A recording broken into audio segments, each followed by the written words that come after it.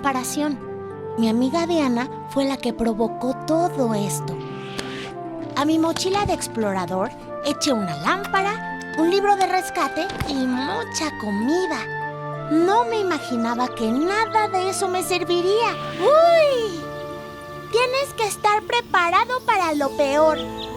Pobre Sebas, no podrá con nada de nada, nada de nada. Bueno, pues salimos en grupo con la guía de nuestro profesor a la búsqueda del talismán de la luz. Entonces empezó la aventura, pues tuve la fortuna de encontrar la guía que nos llevaría al tesoro. Mira, Santiago, escucha muy bien a tu corazón.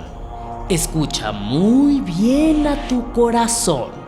Y así es como me lancé a la búsqueda del talismán de la luz. ¡Bravo, Sebastián!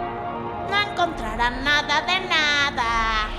Pasé por las pruebas más espantosas. Vencí mis miedos y pesadillas.